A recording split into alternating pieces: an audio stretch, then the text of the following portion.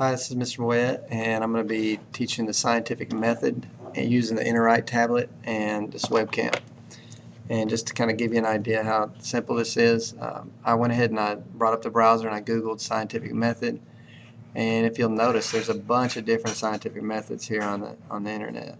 So all you have to do is you just have to pick something you like. And the internet's kind of slow.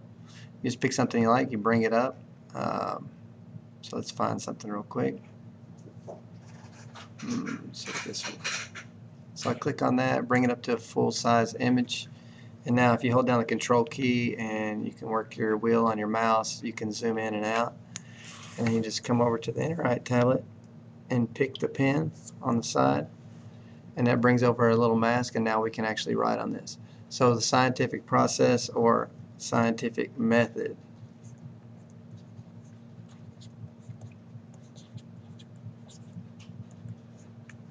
The scientific method. And so really science is just a process, and it's the way of going from point A to point B, and actually with many steps in between, but actually gaining information, gaining knowledge.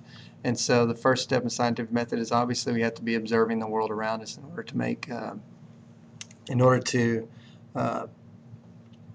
see all the different things that are happening. So, you know, an inquisitive mind is the one that wants to explore, and so that's part of it, the observation. The next one is we have to have a problem or a question that we want answered. And so a good example, and that I always like to use with scientific method, is if I walk into my bedroom, my light's not on, and I need to solve that problem. And so obviously that's my problem. The next one is there's a one on this one right here that's kind of missing, and right here there's really a step that I like to put there, and it's really you have to have knowledge. You have to have knowledge about the problem. And if you don't have any knowledge about that, you need to call somebody that has knowledge, or you need to go and you need to do some research. And so really the knowledge and research kind of go together, and that's right there before you actually make your hypothesis, because you can't make your hypothesis a hypothesis about something you don't know anything about. I mean, if you were 3 years old and you walk in your room and the light doesn't come on, you don't just automatically think, oh, I need to change the light bulb. You think that, okay, I need to call mom, and mom's going to come in here and fix this problem for me. And so that's the one where the knowledge comes into play.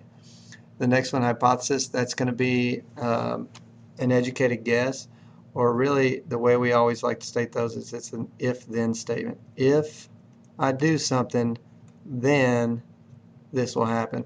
So in other words, if I flip the switch and jiggle the switch on the light, then maybe the light will come on. And so the next thing is the experiment. I actually jiggle the light and see if it comes on.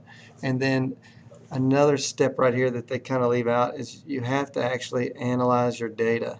You have to actually have data, collect your data, and analyze it.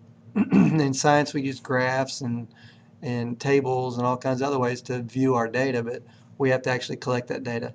And then we make a conclusion. That's step 5 there. We make a conclusion about that.